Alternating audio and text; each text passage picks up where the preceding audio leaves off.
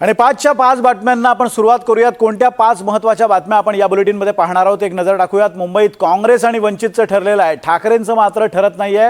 मुंबईत ठाकरेंना बंडखोरीचं टेन्शन आहे, ठाकरेंचे मेळावे आहेत, या संदर्भात आपण अधिक अपडेट्स घेणार आहोत। त्याचबरोबर पुण्यातून ठाकरेंमध्ये मोठा कोण असा वाद रंगलेला आहे, कोणाला याचा तोटा होणार हे आपण पाहणार आहोत। त्याशिवाय नाशिकमधून आयारामांचा त्रास, भाजपकडून डॅमेज कंट्रोल सुरू झालेला आहे आणि अमरावतीतून एक बातमी बघणार आहोत, ती म्हणजे महापालिकेत युती तुटलेली आहे त्या संदर्भातली। आपण सुरुवात करूयात मुंबईतल्या बातमीनं। काँग्रेस आणि वंचितच्या आघाडीची मुंबई महापालिकेसाठी युतीची अधिकृत घोषणा झाली आहे। मात्र या युतीमुळे ठाकरे बंधूंची चिंता वाढली आहे। काँग्रेस सोबत असताना ठाकरेंना मिळणारी मुस्लिम मतं आणि वंचितच्या पाठीशी असलेल्या बहुजनांच्या वोट बँकेपासून आता ठाकरे बंधूंना वंचित राहावं लागणार आहे। त्यामुळे ठाकरे बंधूंची लढाई अधिकच अवघड झाल्याचं मानलं जात आहे। त्याचबरोबर निष्ठावंतांची समजूत काढण्याचं सुद्धा मोठं आव्हान ठाकरे बंधूंसोबत समोर असणार आहे।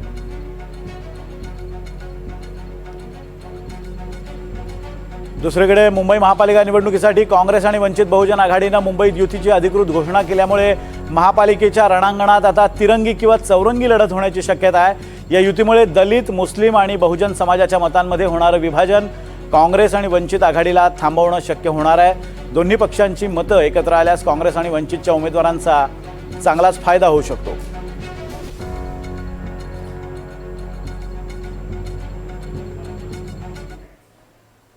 आज मुंबईची घोषणा आघाडीची आम्ही करत आहोत। इतर उर्वरित 28 ठिकाणी आमची चर्चा सुरू आहे आणि सकारात्मक स्वरूपात होईल। नगरपालिकेमध्ये आम्ही काही ठिकाणी सोबत लढलो, मात्र नगरपालिकेमध्ये सोबत लढत असताना समविचारी म्हणून वंचितच्या आम्ही सोबत आलो। आज मात्र आम्ही समविचारीवरून आता आम्ही पुढे आलेलो आहोत आणि आजपासून काँग्रेस आणि वंचित बहुजन आघाडी हे दोन पक्ष हे मित्रपक्ष म्हणून राहतील आणि आता आम्ही मित्रपक्ष आहोत अशा स्वरूपाची घोषणा आजच्या या पत्रकार परिषदेच्या माध्यमातून उभय पक्ष हा करत आहे। एकीकडे वंचित सोबत काँग्रेसची युती झाली आहे, तर दुसरीकडे ठाकरे बंधूंच्या जागा वाटपाचा तिढा अद्यापही कायम आहे। ठाकरे बंधूंची युती होऊन 4 दिवस उलटलेत तरी सुद्धा अद्यापही त्यांच्या जागा वाटप झालेलं नाही आहे। त्यामुळे ती सुद्धा एक चिंता व्यक्त केली जाते आहे। ठाकरे बंधूंच्या जागा वाटपाचा मुद्दा अजूनही पूर्णतः मार्गी लागलेला नसल्याचं त्यामुळे दिसून येतंय। आणि मुंबईतून ऋतिक गणकवार आपल्याला या संदर्भात अधिक अपडेट देत आहेत। ऋतिक, 2 बातम्या आहेत, एक म्हणजे वंचित आणि काँग्रेसची आघाडी झालेली आहे, त्या संदर्भात 62 जागांची यादी सुद्धा वंचितनं जाहीर केलेली आहे आणि उर्वरित जागांवर काँग्रेस लढणार आहे। आणि दुसरा मुद्दा म्हणजे ठाकरे बंधूंच्या जागा वाटपाचं मात्र अजूनही ठरलेलं नाही आहे। या दोन्ही आघाड्यांमध्ये काय नेमक्या हालचाली सुरू आहेत?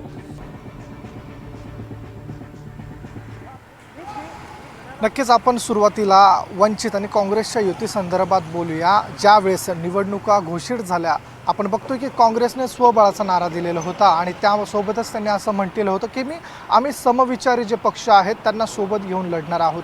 त्याच अनुषंगानं त्यांनी वंचितचे जे अध्यक्ष आहेत प्रकाश आंबेडकर यांच्याशी बोलणी चालू केली। काही दिवस बोलणी बघतो आपण, मागच्या 8 दिवसांपासून ही बोलणी सुरू होती। त्यामध्ये प्रकाश आंबेडकर यांचे काही वक्तव्य देखील समोर आलेले होते। त्यांनी थेटपणे काँग्रेसवरती टीका केलेली होती। त्यामुळे ही युती होते का नाही अशा पद्धतीची जी मनस्थिती होती आपल्याला पाहायला मिळाली होती। त्यानंतर आज अचानकपणे जे काँग्रेसचे प्रदेशाध्यक्ष आहे हर्षवर्धन सपकाळ, तसेच वंचित बहुजन आघाडीचे जे उपाध्यक्ष आहेत धैर्यवर्धन फुंडकर यांनी संयुक्त पत्रकार परिषद घेत काँग्रेस आणि वंचित बहुजन आघाडीची युती जाहीर केलेली आहे। आणि यामध्ये आपण बघतोय की ही युती जी आहे ती ठाकरे बंधूंनाही डोईजड होऊ शकते, तसेच दुसरीकडं महायुतीमध्ये जे एकनाथ शिंदे आहेत त्यांना देखील डोईजड होण्याची शक्यता आहे। कारण की काँग्रेस आणि वंचितचं जे मतांचं समीकरण आहे, मुस्लिम आणि दलित वोट जे आहे ते त्यांना मोठ्या प्रमाणात पडत असल्याचं आपण पाहिलेलं होतं। त्या अनुषंगानं आपण सकाळी ही युती जाहीर करण्यात आलेली असून यामध्ये वंचित बहुजन आघाडीला 62 जागा ज्या आहेत त्या काँग्रेसच्या कोट्यातून देण्यात आलेल्या आहे। तसेच दुसरीकडं काँग्रेसला विचारलं असता काँग्रेस किती जागांवरती लढत आहे तेव्हा हर्षवर्धन सपकाळ यांनी असं म्हटलेलं आहे की अद्याप देखील राष्ट्रवादी काँग्रेससोबत चर्चा सुरू आहे आणि तसेच इतर पक्ष देखील आहेत, त्यांच्याशी देखील सपा आहे, त्यांच्याशी देखील आपण चर्चा करत असल्याचं त्यांनी म्हटलेलं आहे. त्यामुळे 62 जागांवर तर वंचित लढत आहे, मात्र राष्ट्रवादी काँग्रेस त्यांच्यासोबत येत आहे का हे देखील पाहणं महत्त्वाचं ठरणार आहे. त्या अनुषंगानं काँग्रेस जे आहे ते जागा लढवणार असल्याचं आपल्याला पाहायला मिळतंय. युती जी आहे ती जाहीर झालेली असून वंचित बहुजन आघाडी आणि काँग्रेसची आपण बघतो की 62 जागा ज्या आहेत त्या वंचित बहुजन आघाडीला देण्यात आलेल्या आहेत. त्यामध्ये आपण बघतो की मुस्लिम बहुल भाग असेल किंवा दलित मतदार जे आहेत त्या ठिकाणी यांना मोठ्या प्रमाणात वॉर्ड मिळाल्याचं पाहायला मिळतंय. त्यामुळे तो जो एक गट मतदान आहे ते वंचितच्या पारड्यात पडतंय का हे पाहणं महत्त्वाचं ठरणार आहे. तसंच आपण दुसरीकडे बघतोय की ठाकरे बंधूंची जी युती आहे ती युती देखील अद्याप पूर्णपणे त्यांचे जे जागा वाटप आहे ते झाल्याचं पाहायला मिळत नाही आहे. कारण की काल शेवटी अंतिम जे फेरणी आलेली होती तोपर्यंत सर्व स्मूथली चालू आहे असं वाटत असतानाच अचानकपणे या चर्चेमध्ये संदीप देशपांडे जे आहेत ते दाखल झालेले होते आणि त्यांच्याकडून नवीन 16 जागांची जी मागणी आहे ती करण्यात आलेली होती.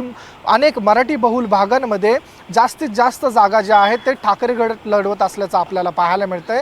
त्यामध्ये मनसेला एक जागा देण्यात आलेली आहे. त्यामुळे शिवडीचा परिसर असेल, दादरचा परिसर असेल, माहीमचा परिसर असेल या भागांमध्ये मनसेला कमी जागा मिळालेल्या आहेत. तसेच भांडूप परिसरामध्ये देखील आपण बघतोय की मनसेला एक जागा देण्यात आलेल्या आहे. त्या अनुषंगानं संदीप देशपांडे हे नाराज असल्याची देखील चर्चा होती आणि त्यानंतर संदीप देशपांडे असतील, नितीन सरदेसाई, बाळा नांदगावकर हे देखील मातोश्री या ठिकाणी पुन्हा एकदा जागा वाटपाच्या चर्चेला गेलेले होते आणि त्यामध्ये प्रकर्षाने काही ज्या जागा आहे त्या आम्हाला हव्याच या भूमिकेने त्या ठिकाणी गेलेले होते आणि तो तिढा जो आहे तो अद्याप देखील सुटलेला नाही आहे. चर्चेच्या फेऱ्या ज्या आहेत त्या आता पुन्हा वाढवावं लागतात का हे पाहणं महत्त्वाचं ठरणार आहे. मात्र आपण बघतोय की आता फॉर्म जो आहे तो त्याची डेट जी आहे ती 2 दिवसांवरती येऊन गेलेला आहे. डेडलाईन अगदी 2 दिवस फक्त शिल्लक आहेत. त्यामुळे आता या दोन्ही पक्षांना जोरदार हालचाली कराव्या लागणार आहेत आणि विशेषतः बंडखोरी टाळण्याचं मोठं आव्हान या दोन्ही पक्षांसमोर असणार आहे. धन्यवाद ऋतिक दिलेल्या अपडेट्सबद्दल. आणि आता पुढची बातमी सुद्धा ठाकरे बंधूंसंदर्भातली आहे. मुंबई महानगरपालिकेसाठी ठाकरे बंधू हे एकत्र आलेले आहेत. दोघांनीही युतीची घोषणा केली आहे. याच पार्श्वभूमीवर पक्षातील बंडखोरी थांबवण्यासाठी ठाकरे बंधू सज्ज झालेले आहेत. आज उद्धव ठाकरेंनी पदाधिकाऱ्यांची बैठक घेत त्यांना निवडणुकीचा कानमंत्र दिला आहे. तर राज ठाकरे उद्या रंगशारदा सभागृहामध्ये एक मेळावा घेणार आहेत. जागा वाटपाच्या चर्चा पार पडल्यानंतर आता पक्षांतर्गत बंडखोरी टाळण्यासाठी दोन्ही ठाकरे बंधूंनी कंबर कसली आहे. मुंबईतील पदाधिकाऱ्यांची आज शिवसेना भवनात बैठक पार पडली आणि या बैठकीत उद्धव ठाकरेंनी पदाधिकाऱ्यांना मार्गदर्शन केलं. यावेळी उद्धव ठाकरेंनी जागा वाटपाचं ठरलं आहे. उद्या घोषणा होणार असल्याची माहिती पदाधिकाऱ्यांनी दिली आहे. अगदी 2च दिवस शिल्लक असताना पहिल्या टप्प्यामध्ये ज्या जागांवर कोणतीही बंडखोरी होणार नाही अशा जागांच्या उमेदवारांची घोषणा होऊ शकते. आणि दुसरं म्हणजे मनसेला सुद्धा त्या संदर्भात काळजी घ्यायची आहे. मुंबईतील वांद्रे इथल्या रंगशारदा सभागृहामध्ये उद्या मनसेचा मेळावा पार पडतोय. मनसे अध्यक्ष राज ठाकरे मेळाव्याला संबोधित करणार आहेत. सकाळी 9:30 वाजता या मेळाव्याला सुरुवात होणार आहे आणि मुंबईतील सर्व पुरुष आणि महिला पदाधिकाऱ्यांना या मेळाव्याला उपस्थित राहण्याचे आदेश देण्यात आलेले आहेत.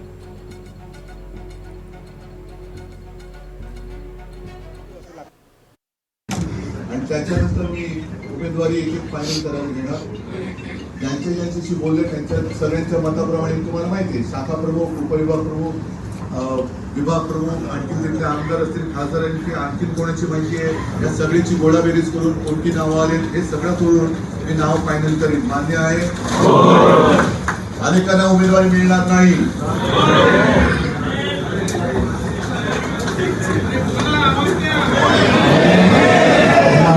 तुमचा वॉर्ड मला सोडावा लागेल. भगवान झेंडा माझ्या शिवसैनिकाच्या हात नव्हता. आणि याच संदर्भात बोलण्यासाठी आपले प्रतिनिधी अक्षय कुडकेलवार आपल्यासोबत आहेत. अक्षय, दोन्ही पक्षांसमोर, दोन्ही ठाकरेंसमोर एक महत्त्वाचं आव्हान आहे, ते म्हणजे पक्षातली बंडखोरी टाळणं. आता जागा वाटपाचं जवळपास निश्चित झालेलं आहे, पण काय नेमकी रणनीती बंडखोरी टाळण्यासाठी दोन्ही ठाकरेंनी अवलंबलेली आहे? काय त्या संदर्भात काही माहिती मिळू शकली आहे का? बघितलं तर ज्यावेळी युती जाहीर झाली दोन ठाकरे बंधूंची आणि त्यानंतरच महाराष्ट्र नवनिर्माण सेना असेल, शिवसेना उभाटा असेल, या दोनही पक्षांच्या इच्छुकांमध्ये आता आपल्या नावाची वर्णी लागेल, उमेदवारी म्हणून आपलं नाव पुढे येईल, उमेदवारांची यादी जाहीर केली जाईल अशी अपेक्षा होती.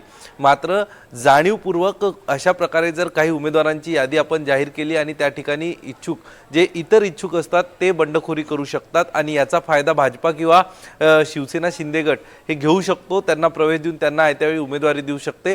हे सगळं टाळण्यासाठी अद्यापपर्यंत दोन्ही ठाकरे बंधूंनी आपल्या उमेदवारांची यादी जाहीर केलेली नाही आहे. उद्या राज ठाकरे यांनी अशा प्रकारे, आणि राज ठाकरेच्या पक्षात जर बघितलं महाराष्ट्र नवनिर्माण सेनेमध्ये जे काही कुजबूज सुरू आहे, ज्या काही चर्चा सुरू आहे की हा वॉर्ड शिवसेना ठाकरे गटाला गेला आहे, हा वॉर्ड मनसेला सुटलेला आहे, इथे याला उमेदवारी मिळेल, हे बघता कमालीची एक अस्वस्थता निर्माण झालेली आहे. अनेक जण शिवतीर्थ परिसरामध्ये येत आहेत आणि याचसाठी ठाकरे बंधूंनी वेगवेगळे मेळावे घेण्याचं ठरवलेलं आहे. आज उद्धव ठाकरे यांनी एक पदाधिकाऱ्यांची बैठक घेतली, तर उद्या राज ठाकरे हे रंगशारदा येथे मेळावा घेणार आहे आणि अशी जे अस्वस्थ आणि नाराज उमेदवार असणार आहे, इच्छुक असणार आहे, त्यांना काहीचा मोलाचा सल्ला किंवा सूचना वजा इशारा राज ठाकरे यांच्या माध्यमातून देण्यात येणार आहे आणि याचसाठी उद्या एका महत्त्वाच्या मेळाव्याचं आयोजन करण्यात आलेलं आहे. आपण बघतोय की महाराष्ट्र नवनिर्माण सेनेने आज पुन्हा काल ज्या बैठका सुरू आहेत शिवसेना उभाटासोबत, त्यामध्ये 17 अतिरिक्तच्या जागांवरती दावा केलेला आहे, त्यासाठीची रस्सीखेच सुरू आहे, बैठकांचं सत्र सुरू आहे आणि अशातच नाराज उमेदवार कुठल्याही प्रकारे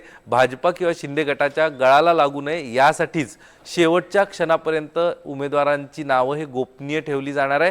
उद्या राज ठाकरे यांनी मेळाव्यामध्ये समजूत काढल्यानंतर नाराजांना योग्य तो समज वजा राज ठाकरे यांच्या भाषेत जर बोलायचं झालं तर योग्य तो दम या अस्वस्थ आणि नाराजांना दिल्यानंतर महाराष्ट्र नवनिर्माण सेनेची यादी ही प्रसिद्ध न होता ज्यांना महाराष्ट्र नवनिर्माण सेनेच्या माध्यमातून उमेदवारी देण्यात येणार आहे त्यांना प्रत्यक्ष उमेदवारी अर्ज दाखल करण्यासंदर्भातल्या सूचना देण्यात येईल आणि रात्रीच्या सुमारास उद्या रात्री उशिरा किंवा मध्यरात्रीनं किंवा गोपनीय पद्धतीने एबी फॉर्मचं वाटप हे संबंधित उमेदवारापर्यंत एबी फॉर्म पोहोचवले जाणार आहेत, त्यांना करण्यात येणार आहे, जेणेकरून 30 तारखेला मुदतीपूर्वी हे ज्या उमेदवारांनी उमेदवारी अर्ज गोपनीय पद्धतीने भरले असतील, ज्यांना थेट सूचना दिल्या असतील, ते त्यांच्यापर्यंत एबी फॉर्म पोहोचवले जातील आणि अशा प्रकारे खबरदारी घेण्याचं सध्या तरी मनसे असेल किंवा शिवसेना उभाटा असेल यांचं ठरलंय.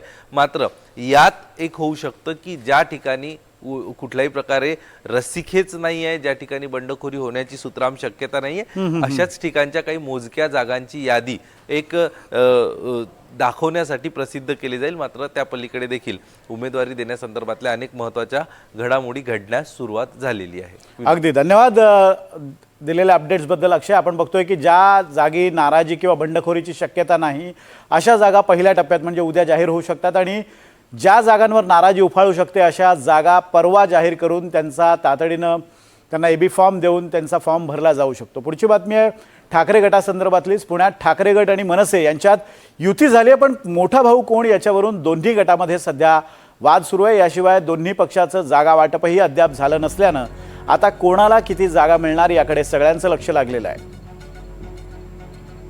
पुण्यात मनसे आणि ठाकरे गटात जागा वाटपावरून रस्सीखेच सुरू आहे. पुण्यात शिवसेना मनसे हा मोठा भाऊ आहे, त्यानुसार आम्हाला जागा देण्याची मनसे नेत्यांची मागणी आहे. ठाकरे गटानं 50 जागा न देता जागा वाढवून द्याव्यात अशी मागणी मनसेनं केली आहे. जागा वाटपाचा निर्णय होत नसल्यानं मनसे आता आक्रमक झाल्याचं दिसून येत आहे. आणि या संदर्भात बोलण्यासाठी आपल्या प्रतिनिधी रेवती हिंगवे आपल्या सोबत आहेत. रेवती, आपण जर बघितलं तर पुण्यात दोन्ही ठाकरे बंधूंचं काही ठरताना दिसत नाही. म्हणजे 50 जागा मनसेला देण्यासाठी शिवसेना ठाकरे गट तयार आहे, मात्र मनसेला अधिक जागा हव्यात. मनसेला किती जागा अधिक हव्यात आणि त्यामागे नेमकं लॉजिक काय आहे, का त्यांना इतक्या जागा हव्यात? नक्कीच विनोद, खरं तर गेल्या काही दिवसांपासून महाविकास आघाडीची बैठक ही सातत्याने होत आहे आणि त्याच पार्श्वभूमीवरती जे जागा वाटपाच्या गोष्टी आहेत त्याची देखील चर्चा होत आहे. आत्ता देखील काँग्रेस भवनला महाविकास आघाडीची बैठक झाली आणि काही वेळापूर्वी जे काँग्रेसचे शहराध्यक्ष आहेत अरविंद शिंदे यांनी देखील स्पष्ट केलं की आज जागा वाटपावरती निर्णय घेण्यासाठी ही बैठक घेण्यात आलेली होती. मात्र जे ठाकरे गट आहे त्या ठाकरे गटातून मनसेला जागा देण्यात यावी, म्हणजे ठाकरे गटाच्या वाटेला जेवढ्या जागा येतील महाविकास आघाडीमध्ये त्याच अनुषंगाने त्याच जागांमध्ये मनसेला जागा देण्यात याव्या अशी अट खरं तर काँग्रेसनी घातलेली आहे. मात्र याचा विरोध मनसेकडून केला जातोय. मनसेचं असं म्हणणं आहे की जो 50-50-50 म्हणजे 50 राष्ट्रवादी काँग्रेस शरद पवार गट, 50 काँग्रेस आणि 50 ठाकरे गट असा जो काही फॉर्म्युला आहे त्याच्यामध्ये जे ठाकरे गटाचे जे 50 जागा आहेत ते वाढवून देण्यात याव्या, कारण ठाकरे गटाच्याच जागांमधून मनसेला देखील जागा देण्यात येणार आहे. म्हणून त्यांचं अशी मागणी आहे की जी पुण्यात मनसे आणि ठाकरे गटाची जी युती झाली आहे त्यामध्ये मनसे मोठा भाऊ आहे, म्हणून जागा वाढवून देण्यात याव्या जेणेकरून मनसेला जास्त जागा मिळतील. पण आत्ताच अरविंद शिंदेंनी हे स्पष्ट केलेलं आहे की आधीच मी यावरती बोललेलो आहे आणि त्यामुळे आम्ही जे समविचारी पक्ष नाही आहेत त्यांना आम्ही महाविकास आघाडीमध्ये घेणार नाहीये. आणि त्यासोबतच जे उर्वरित जागा आहे, म्हणजे जर एकूण 165 जागा आहेत त्यामध्ये 50-50-50 जर बघितलं तर उर्वरित ज्या जागा आहेत 15, तर त्यामध्ये जे समविचारी पक्ष आहेत त्यांना देण्यासाठी या जागा ठेवलेल्या आहेत. तर मग आता आजच्या बैठकीनंतर नेमकं काय निर्णय होतोय? ठाकरे गटाला जागा वाढवून मिळत आहेत का? कारण त्याचा फायदा इनडायरेक्टली किंवा डायरेक्टली हा मनसेला होणार आहे. तर या सगळ्या बैठकीनंतर नेमका फॉर्म्युला काय निघतो हे पाहणं महत्त्वाचं असणार आहे. अगदी धन्यवाद रेवती दिलेल्या अपडेट्स बद्दल. पुण्यातनं ही अपडेट होती आणि आता नाशिकमध्ये काय चाललंय आपण पाहूयात. काही दिवसांपूर्वी नाशिक भाजप कार्यालयाबाहेर एक हाय व्होल्टेज ड्रामा पाहायला मिळाला होता.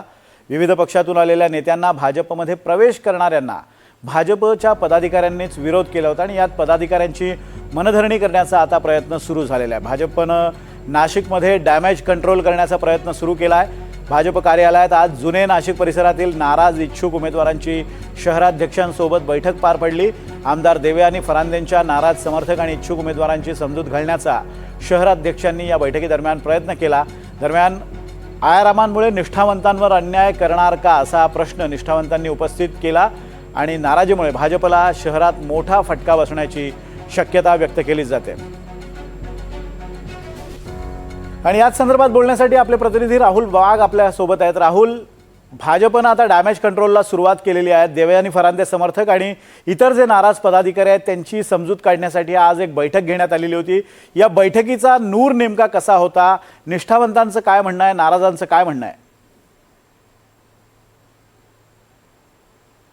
गेल्या 2 दिवसापूर्वीच भाजपच्या कार्यालयाबाहेर मोठा गोंधळ उडालेला होता. याच ठिकाणी माजी महापौर विनायक पांडे व शाहू खैरे यांच्या प्रवेशाला मोठ्या प्रमाणात विरोध करण्यात आलेला होता. मंत्री गिरीश महाजन यांच्यासमोरच कार्यकर्ते हे समोरासमोर भिडले होते. त्यानंतर त्यांचा प्रवेश देखील करून घेण्यात आला होता आणि आता भाजप कुठेतरी त्यांचा डॅमेज कंट्रोल करण्याच्या तयारीत आहे. आज दुपारीच भाजप कार्यालयामध्ये निष्ठावंत जे कार्यकर्ते होते, काही इच्छुक उमेदवार होते आणि काही प्रभागातील नागरिक होते यांची एक बैठक पार पडली. या ठिकाणी त्यांची समजूत देखील काढण्याचा प्रयत्न करण्यात आला. कुठेही भाजपाला एक चिंता होती की कुठेही दगाफटका होऊ नये, यासाठी भाजपाकडून आज डॅमेज कंट्रोल करण्याचा प्रयत्न हा या ठिकाणी करण्यात आलेला होता. तसेच अध्यक्षांकडून संपूर्ण अहवाल तयार करून आम्ही पक्षश्रेष्ठींकडे पाठवू असं देखील आश्वासन त्या इच्छुक उमेदवारांना देण्यात आलेलं आहे. अगदी इच्छुक उमेदवारांची समजूत काढण्याचा आज प्रयत्न करण्यात आलेला आहे. राहुल, धन्यवाद दिलेल्या अपडेट्सबद्दल. मात्र आता नाराज आणि इच्छुक असलेल्या या उमेदवारांची समजूत निघाली आहे का हे पाहणं महत्त्वाचं असेल. पुढच्या 2 दिवसात चित्र स्पष्ट होऊ शकणार आहे. आणि आता पुढची बातमी आहे अमरावतीमधून. अमरावती महानगरपालिका निवडणुकीमध्ये भाजप आणि शिवसेनेची युती तुटली आहे. शिवसेनेचा 25 जागांचा प्रस्ताव भाजपनं नाकारला आहे. भाजप शिवसेना शिंदे गटाला 15 ते 20 जागा देण्यास तयार होती आणि या संदर्भात शिवसेना शिंदे गटाकडून लवकरच पत्रकार परिषद घेऊन माहिती देण्यात येणार आहे. शिवसेनेचा 25 जागांचा प्रस्ताव भाजपनं नाकारला आहे. भाजपनं 15 ते 16 जागा देण्याची तयारी दाखवली होती. त्यामुळे अमरावतीत अखेर भाजप आणि शिवसेनेची युती तुटल्यात जमा असल्याचं समजतंय. अमरावतीमधून प्रतिनिधी शुभम बायस्कर आपल्यासोबत आहेत. शुभम, युती तर तुटल्याचं जवळपास निश्चित झालेलं आहे आणि आता हे दोन्ही पक्ष काही वेगळ्या पर्यायाच्या शोधात आहेत की स्वबळावर दोघेही निवडणूक लढवणार आहेत? काय अधिक अपडेट्स आहेत? तर नक्कीच 5:30 वाजता शिवसेनेचे नेते कॅप्टन अभिजित अडसूळ, शिवसेनेच्या नेत्या प्रीती बंड आणि स्थानिक लोकप्रतिनिधी एकत्रित येऊन या संदर्भातील घोषणा करणार आहेत. सुरुवातीपासूनच जर पाहिलं तर अमरावती महानगरपालिका क्षेत्रात भाजपचे एकूण 45 नगरसेवक निवडून आलेले आहेत. त्यामुळे भाजपचा बार्गेनिंग पॉवर मोठा होता.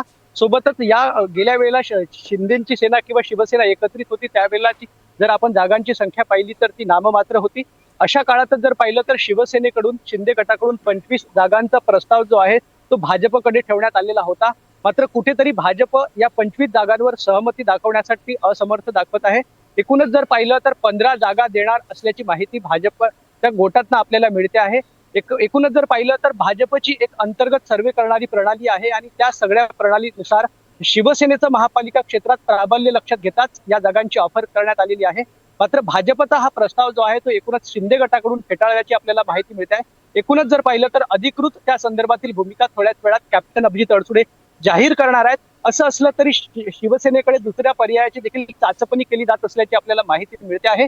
महापालिका क्षेत्रात अजितदादांचे राष्ट्रवादी अर्थात आमदार सुलभा खोडके आणि संजय खोडके यांनी स्वबळाचा नारा दिलेला आहे आणि स्वबळावरच राष्ट्रवादी जे आहे ते महापालिका क्षेत्रात निवडणूक लढवणार आहे. अशा स्थितीत जर आपण पाहिलं तर काल काही शिवसेनेचे पदाधिकारी जे आहेत ते संजय खोडकेंच्या देखील भेटीला गेल्याची माहिती मिळते आहे. एकूणच जर भाजप आणि युवा स्वाभिमान पक्ष जर महापालिका क्षेत्रात एकत्रितपणे लढत असेल तर शिंदे गट जो आहे तो आपला दुसरा पर्यायाची चाचपणी करताना पाहायला मिळणार आहे. असंही जर समीकरण पुढच्या काळात आकाराला येण्याची शक्यता नाकारता येत नाही की अजित पवारांची राष्ट्रवादी आणि शिवसेना शिंदे गट एकत्रित हात मिळून करून महापालिका निवडणुकीला सामोरे जाण्याची शक्यता आहे.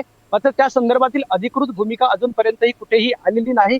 काही वेळेतच जर पाहिलं तर शिवसेना या संदर्भातील भूमिका जे आहे ते स्पष्ट करणार आहे आणि जर ही युती फिसकटली, युती जर तुटली तर एकूणच जर पाहिलं तर भाजप आणि आमदार रवी राणांचा युवा स्वाभिमान पक्ष हा जर पाहिलं तर एकत्रितपणे महानगरपालिका निवडणुकीला समोर जाणार आहे.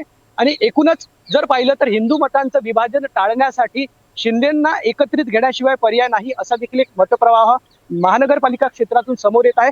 त्यामुळे शिवसेनेचे नेते आणि भाजपचे नेते या विषयाला किती गांभीर्याने घेतात आणि एकूणच जर पाहिलं तर शिवसेना आणि भाजप या दोघांमध्ये काही तडजोड होतात का, काही दोघांमध्ये समेट होतात का, याकडे देखील आता लक्ष असणार आहे. सर अगदी धन्यवाद शुभम दिलेल्या अपडेट्सबद्दल. आपण बघतोय अमरावतीतली समीकरणं झपाट्यानं बदलत आहेत, त्यामुळे या संदर्भात निर्णय घेणं गरजेचं आहे आणि 2च दिवस फक्त उमेदवारी अर्ज दाखल करण्यासाठी उरलेले आहेत, त्यामुळे या 2 दिवसात हा निकाल लागणं अपेक्षित आहे.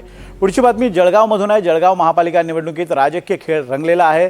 महायुतीचा निर्णय झाला असला तरी जागा वाटपाचं घोडं मात्र अजूनही अडलेलंच आहे. जळगावात महायुती झाल्यास बंडखोरी उफाळून येण्याची शक्यता आहे. युती आघाडीबाबत जळगावातील ही स्थिती आहे. आपण जळगाव महापालिकेत महायुतीचा निर्णय झालेला आहे, पण जागा वाटपाचं घोडं अजूनही अडलेलंच दिसतंय. त्यामुळे जागा वाटप लवकरात लवकर घोषित करावं अशी मागणी केली जाते.